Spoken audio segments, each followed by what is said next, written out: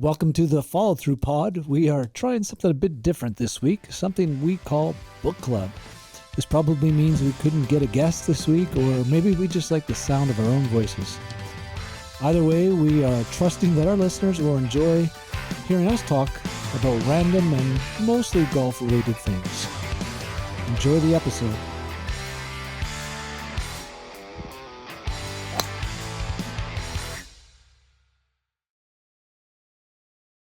Hey, it's been a while. It's been a while. And we're calling this Book Club. Okay. And what's the origin of the name? There never was any. It was like, okay, an excuse, right? Excuse to get together. So I said a book club, movie club, could be a podcast, could be whatever. It's just an excuse to get together, and it happened. It happened, yeah. There was a little follow through. What's been the response for you, the public guy? Are we recording this? Yeah. Oh. I was wondering why you telling me to strap it on. It's time to go to work. Yeah, it's been pretty much all positive. Can't say that, just the random person that'll stop you and say, like Blake Hassett, one of them at the golf course. It's like, hey, I was listening to your podcast. And that's pretty good, and I think it really opened it up to a lot of people when they put it in the Desert Bloom newsletter there. You mean beyond the 7 followers before that? Or Yeah. I wish, I had said to Terry, I'm like, you guys should have put in there that it was a podcast by 3 members, or the hosts, not just Dylan, the Club Pro, but it was nice that they put it in it all, because I'm pretty sure a lot of people got exposure to it that can't take it back. yeah, maybe we don't want exposure. I don't know. We're the anti-podcast. Yeah. Please don't watch us. This is not the purpose. At the podcast summit, one of the shows, one of the people that was there, she's making a show called The Worst Podcast. That's the name of the show. And they have a guy that's like, he's probably in his 70s. He reminds me a little bit. Who's the Curb Your Enthusiasm guy? Oh yeah, Larry David. Larry David. It kind of reminds me of him, but he's just like really absent-minded, and he's like, he says things on the hot mic that are just. So he's interviewing this husband and wife, and he says, "Can you? What do you think her?" And like he keeps referring to her as her or she, and the other person's like, "What's her name?" It's, I forgot. Tell us about Horvath's thing. It was just really low key. Yeah, there were some people I didn't know. Could have been that many. 24 people, I think. No, couldn't be that many people that you didn't know. I'm guessing. Maybe 4 or 5, maybe. Yeah. Do you know Steve Hanline? No. Did you meet him? No. There wasn't a receiving line. He said hi to the people he knew, and we were the first group out. Yeah, so and we were, I think, a bit in a rush. Torg had to go somewhere, and I had to go somewhere. So there's no kibitzing and a lot of that. So, yeah. So, do you know where the money went? Like, did they? Yeah. So whoever first place won $1,100 per person to their charity. Dex and Horvath will just make a charitable receipt. So that was Scooter and someone, and then Let's know what charity they choose. Maybe he'll send it to all of us, and then he asked what mine was, and he asked. I think we were third, which was the same prize as second. So, the last putt on the last hole, or yeah. So I think it was $1,100 a guy for the first place team, $550 a person for the second and third place teams to your charity. Nonprofit podcasts. Yeah, there you go. it has to be a recognized charity. Yes. So Ed was pumped though. No, it was really low key, and I don't like. There was no one. It didn't look. I don't. Maybe people are past the point of the scramble, celebrate every birdie kind of days. Because I didn't hear a lot of. Certainly in our group. Yep. I think I don't even know if Rob and I had one beer to finish the round, kind of. Yeah, it was really. I don't know if anybody was even sticking around. There's no table reserved upstairs. Like, it was really. I don't know what. I think Ed was just, he likes Medicine Hat and coming down and seeing his friends, and I don't think he likes the idea of playing golf for money. But it's not because he doesn't want to pay for it. It's just that, yeah, he doesn't like. I don't think it. But this was really good because it was a way to play for money, but it was going somewhere else. Yeah. So. Yeah, I don't know. I texted with him a bit after, but I think he was happy with it. So, yeah. Talking about celebrating birdies, when we did our 4-man scramble at Old Works, we started hugging it out after every birdie. Yeah, good plan. Lasted 2 or 3 holes, every birdie, and then we got off the birdie train and stepped everyone back to the hugs. It should go hugging when you don't birdie. Yeah. What Supportive. Saying about you guys had 4 birdies. 4 birdies. So the morning rounds were always on your own ball. Yeah.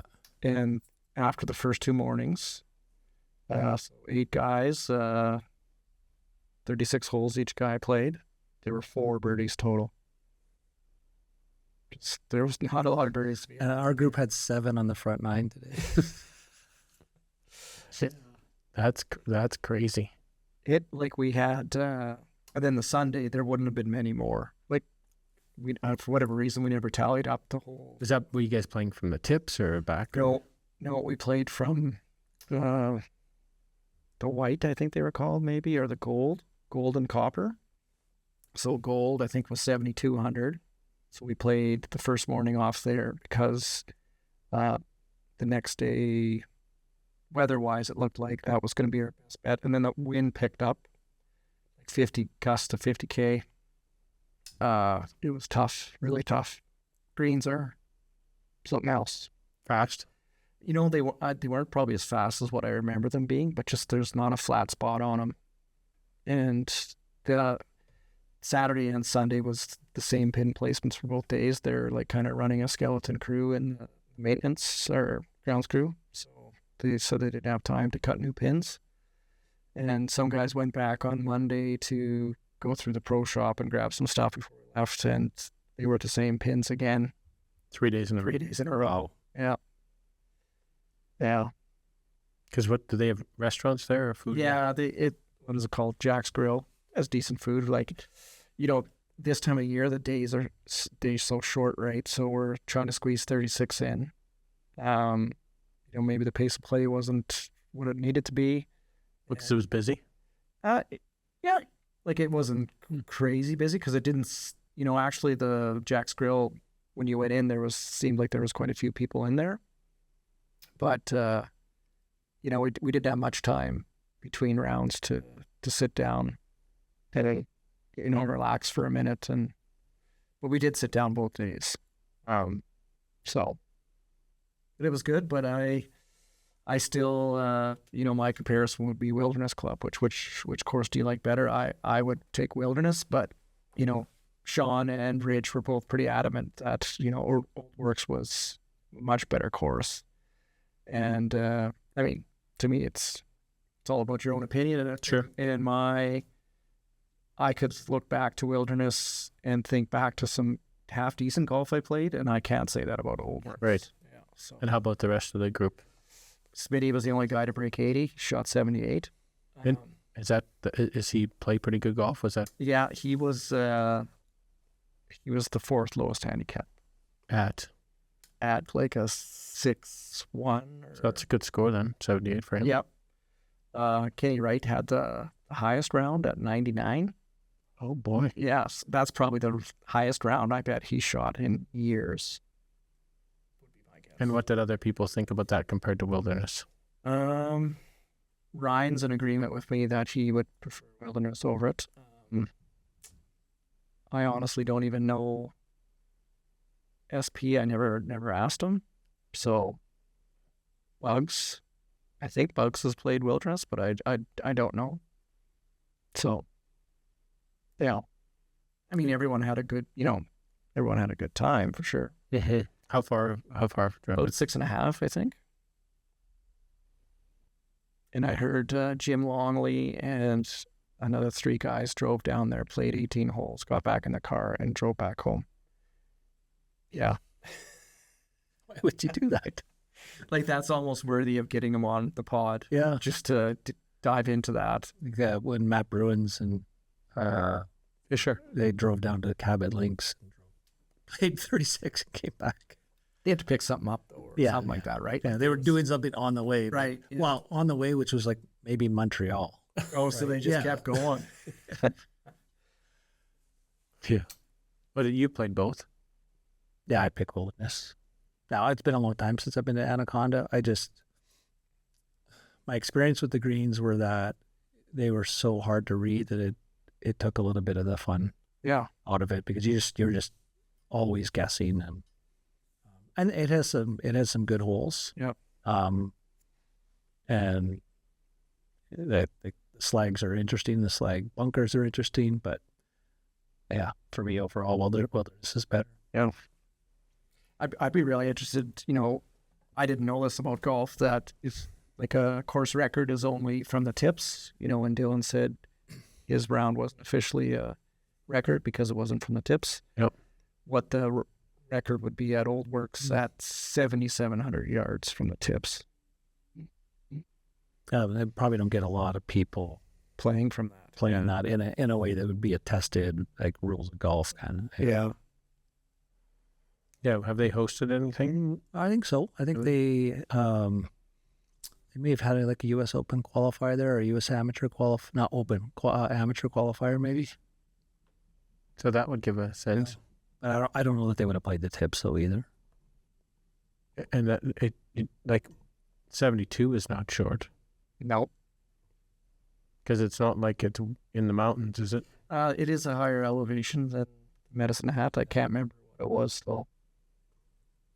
We did look at that, because someone had said, "Oh, well, yeah, it's higher elevation." But Ryan had some, like, one drive after we were playing the 4-man or whatever. You had to get 3 of everyone's.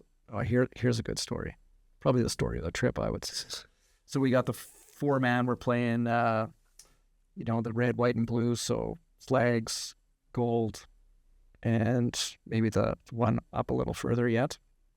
I have to hit 6 drives from each one of those. You get to choose. We've played that one before. Yeah. Each player has to play from. No, your team does. Your team picks from those. We're playing as a team game. Gotcha.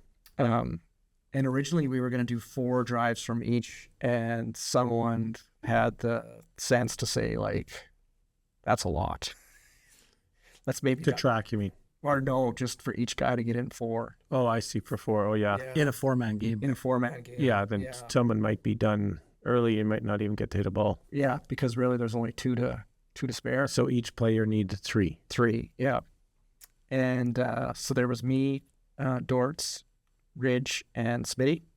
And Smitty hits a long ball, and Dortz nukes it. So those 2 were and they were hitting them good.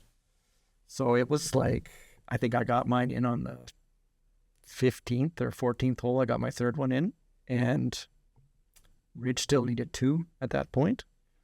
And so we go to the 18, and Ridge needs his. And he's... we're at a little forward tee where it's actually reachable. It's a par 4. Par 4. And he says, should I grab an iron?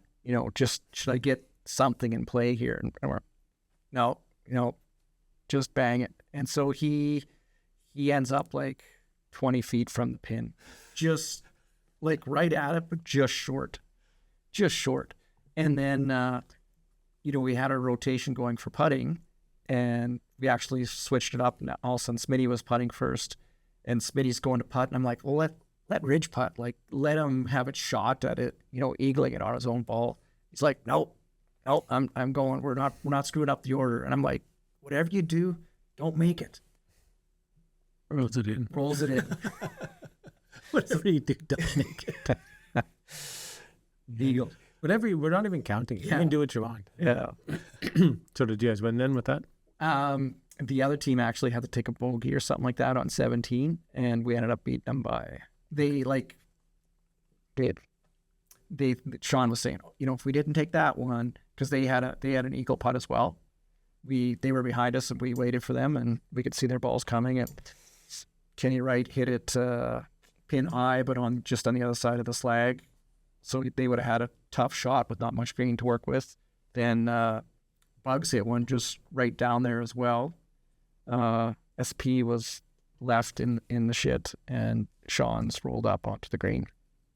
And they had like a 25-footer or something. That would have tied it?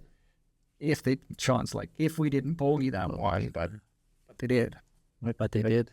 That's Corey's phrase. Yeah, if Coach would have had a tee time this morning. So then, what's funny about it all? We teed off 7 minutes early. Yeah, that's we actually only teed off 4 minutes behind. Yes. So I'm standing there and I look, and it looks like we're going to be up, and my brother's still hitting balls. And I went, we're way early. I go, hey, we're up. He goes, already? I go, yep. And so we're standing there. It's now 28 after.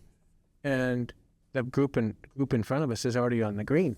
And he goes, why are we teeing off so early? I go, well, it cleared pretty quick. And then within a hole or so, we were behind a hole. Yeah. So we weren't impacted by it. Yeah. And you said we came in right around 4 hours. Yeah, we were like 3:56. Yeah. But I don't know, it just always seems long when you're waiting. Yeah. And you guys waited all the time. Yeah.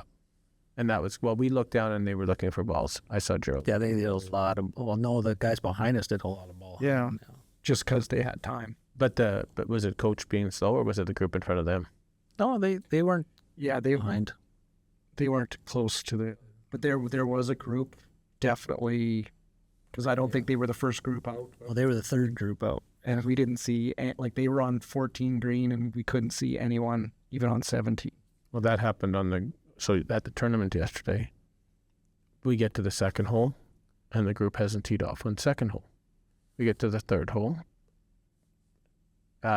Kitching and those guys haven't teed off on the third hole. We get to the fourth hole. They haven't even taken their clubs out of their bag yet to tee off. They're waiting, or they're just waiting? talking? No, waiting, and you can see. So we get to 5. They haven't hit off on 5, and they go, we've called the pro shop. And we can see there's a group on 7 tee boxes just hit and driven down. The next group is on 9 green. Oh, boy. 3 holes behind. So then we get around to 10 tee. Kitching's group, they quit. They was way too slow. Then we get up to 11. We're driving off of 11. Who's the other group? They quit. Okay, in true book club form, I threw this out to Mose today. I was listening to, was it My First Million? That's the podcast. And they were talking about a newsletter and how this guy had made essentially a funnel for getting people to sign up for a newsletter. And I said, SP's, I like they got it right by the mic. Because are you editing this? Sort of, yeah. He's going to get some reels made. AI. It's all going to be all Troy. That definitely will be. Perrier might be our new sponsor. Yeah. Put it out there.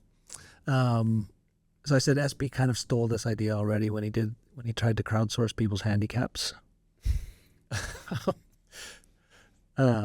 So the idea is you make a quiz that you send out to people, and you ask for 20 people to respond. Are those called surveys? No, it's a quiz. Oh. People don't want to do a survey. People will do a quiz. Yeah. Shorter.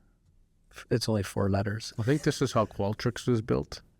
But it's a quiz on your golf game. So you send out this quiz/survey to people, and they respond anonymously about your golf game. But what I don't have are any questions. So what would be Oh my! some fun questions? This is a recipe for broken friendships. You don't know who responds. Well, yeah, for sure you do. Well, give me a sample question that would break a friendship. Well, there's a million. Like every question would be a friendship breaker, because someone's going to get to the range and say, "Who do you think said that?"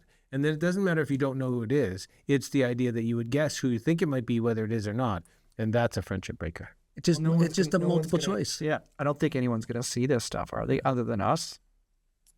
Yeah, but they'll all want to know what the results are. I think they could get their results. Oh my gosh! If you were to rate my short game on a scale of 1 to 10, They probably didn't do this when you were living in the sticks growing up, but in Alexandra with a whole bunch of kids You just ruined a friendship.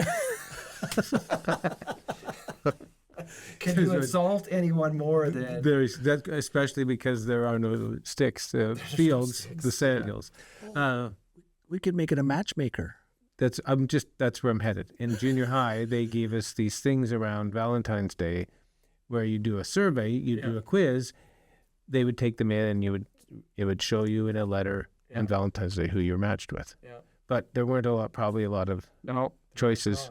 You might be matched with your brother, because they do multi-grade. But that's what you're really asking. And then everybody would, if you got one you liked, you go, ooh. Yeah. And then otherwise, and then people would be embarrassed or hidden, and oh my gosh. It doesn't get shared out with the world. So, but the people they're going to want to know what the results are. Yeah, they'll get the results. Then it's broken. The relationships are broken. Would you classify me as a slow golfer, a medium pace golfer, or a fast golfer? Right. So I see where you're going with all of this. Like, no one wants to feel bad when they go home what they shot. Yeah. Which is where the situational got invented. And sure, I brought it out today on 14 green with Mo's present. And I said, this is why the situational was created, because I need to take this putt or I'm going to quit. You know what? And that's totally fine. You know why? Because we're not playing for money. Right. So do whatever you want, right? Yeah. But if all of a sudden me and you are playing potentially for money, and you go ahead and take one, and I'm going, well. Yeah. So what's more valuable, money or pride? I don't know. At the start of the round, does we get around and say, well, how much pride are you putting in today? Well, we used to play for words. Oh, yeah. Sounds interesting. Pride. Yeah. So like if you're taking a putt, it is kind of as Corey would have said, like it's something you need to move on to the next hole. Like I say, I honestly, like that Corey did that. I didn't care one bit because it didn't impact you. Well, yeah, like money-wise. Yeah, we weren't playing for money. Yeah. It'd be like having a hockey game and someone goes down and like on Friday afternoons when Nick makes up the scores. Yeah, sure. I mean, there's no money on. There's no money, but at the same time, there's pride. So that's more valuable. I guess I care about that more than like if Corey shoots one better potentially because he took a situational, that doesn't impact me one bit, right? Mm-hmm. But if we were playing against each other, even if it's because I like today, I don't consider that I'm playing against Corey, right? In a hockey game, you're playing against that other team. Mm-hmm. So them getting an extra goal for no reason, that has impacted me. Mm-hmm. Corey taking a situational, there's no money on it. We're not playing a game against each other. There's no impact against me. So I will say this. I have not taken a situational in 2.5 months. Thank you, Sheldon. Like when you drew the line, I have, and not just in money matches. Yeah. Like I've refused to take any putt really. Yeah. I've said the same thing about myself. Like self-talk is like, okay, you're saying don't take those putts, then don't take them. You know, I can just control what I'm doing, right? So I have been taking them, but if there's money on the line, I won't do it. Yeah, and I would say now that I put everything out, before I had the yips and many times over, I don't have the yips anymore. My putting isn't any better from that. but I'm not as like I don't get as tense. I might miss those, but I don't feel the same way about missing them as I would have prior to the 2.5 months, right? So again, those short putts I haven't had that much more success, but I just don't stress about them because I know I'm putting them. I have no way around it. I'm doing it and whatever, and I'll move on, and that just becomes part of. So you're sitting over your putt stressing, going, is someone gonna now? Someone gonna no before? Just me. Like that was just me. I needed situationals just because those putts used to drive me nuts missing. Now I don't care. Now, well, I guess it's kind of like a crutch. Because before you were like, oh, I could take a situational, right? Now you're... Well, sure. And I would say in some ways it's probably led to it hasn't led. There's a lot of reasons why my game is where it's at, but it hasn't helped my handicap. Yeah. Right? Because that's not the one stroke. It's the idea that I don't have an out. Right? When you play the ball, Corey was saying we're going to play it as it lies. When you don't have an out, it's surprising that cumulatively it impacts your handicap. Yeah. And so I would say that's an element. I don't think I've been playing as bad as my handicap, but I'm definitely much higher than I normally have been. Maybe you're playing the game more, more true, right? Right? Because if before you would give yourself a little bump in the fairway or in the rough or whatever, right? Like that's totally... So on a scale of 0 to 10, how authentic would you rate me? Would you rate you? Rate? No, I'm just saying, I'm trying to come up with questions for my email funnel here. I honestly don't. I don't watch people, right? Like I don't pay attention. If you're bumping to the fairway or whatever. Right? At the end of a round, you couldn't calculate every person's score. No, I could count their putts, fairways, chip. You could do. Yeah. Although it was funny, like today, Lou, he was going, I can't hit any fairways. He says this on 6. Oh, and he hit it right. He got a really good bounce and came back into the fairway. He goes, there, finally, one out of 6. I go, no, Lou, like you're not 1 out of 6. I go, the only fairway you've missed is 1. And he goes, what do you mean? I go, well, you hit 2 in the fairway. And he chipped it in. He hit it past the hole, rolled up the slope, came back in for a deuce. 3 he didn't. 3 didn't hit the fairway, but when he laid up, he was in the fairway. He hit his approach from the fairway. So that it's not fairway in the driver's sense. 4, he put it in the fairway. Again, no, it's a par 3, but he hit that fairway. 5, he laid it up into the fairway. He was on 6 fairways. Off the tee, and he laid it up into 5 fairway. I go, you've hit a lot of shots from the fairway today, Lou. And then he striped it on 7. It was his best. See, you just had to reframe it for him. I thought he hit a lot of fairways after that. Yeah. What did he shoot today? 80, I think. Yeah, he had a lot of lip outs. Yeah. On the back. That's for birdie. Then what did you shoot? I shot 81 with a double on 18. Oh. With a good drive. Oh, he's a perfect driver. And I'm like, Moose, you're hitting driver off the deck. I go, no. I'd say that to him off the tee, and then I get over there. And he goes, take a situation where you make him hit driver off the deck. No. So he's got a 3-wood in his hands, and he's about 260 out. Yeah. And I go, Moose, that does not look like a driver. He goes, it's not. And he goes, you know what? I can't. He goes, I can't get there today because the pin was way back, right? I'm just gonna lay up with a 4-iron. Yeah. And then again. I didn't have any good shots today. No, on that hole. Yeah, on that hole. Double. And Lou was 80, and Dortz. I don't know Dortz. He was. I thought he was even on the front, and then he was 3 over on the front. In the back, I don't know what he would have been. I don't count people's scores. I can barely count my own. Like, go back and when I play my rounds over, I can remember all my shots and everything. But when I get to the green, I'm like, did I make that putt or didn't I? I don't know why. Maybe that's why I putt the way I do. I must not be thinking about it. So book club, besides whatever fake. And how are we going to get any followers now? Because this is going on. Would it just be... So they are just answering these questions about us 3, and then they would well, about each other. No, they call it in in junior high they call it a something book. You know, Facebook? no, they call it, what's it called? Where they sit at slumber parties and girls will write a slam book, I think it's called, when you say things, but nobody's ever supposed to look and read it. Yeah, why? Yes. That doesn't sound good. Oh, You send the quiz out to 20 people, and at the end of it, they've got to put their email address in it.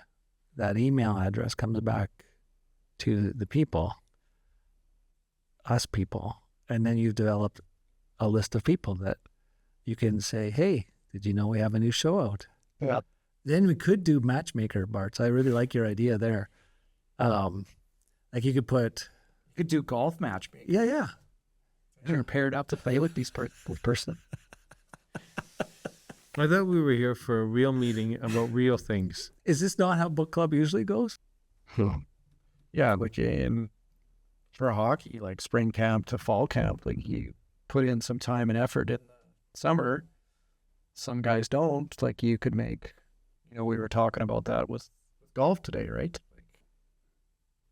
Where you started in April and where you are now. People who, well, you look at Dortz last year. Dortz was down to a 2 last year. Right. He talked about that today because there's like a throttle on your handicap. Like you can't. Well, you can, but it only counts it. So mine, I'm at that throttle right now. So the scores I shoot now, once you're past going up by 3, whatever score you have, it's the movement is cut in half. Right. So you can still go up. You just can't go up at the same speed as what you did. So like how long does that go on for? A year. A year. So now at the end of this year, I reset. I can go up 3 strokes from whatever I finish this year as next year. Okay. And then it's 50% of what Do it you would think be. it's just like, when like someone, like a girl gets pregnant and the guy has like a sympathy pregnancy and puts on lots of weight? Do you think people are having like sympathy inflation with their golf handicaps? For who? I don't know, like yourself. Like we've gone through this period of inflation. Your handicap has inflated. It's like he's not even waiting for the survey. He's just telling me right out how bad I am. That's the slam book.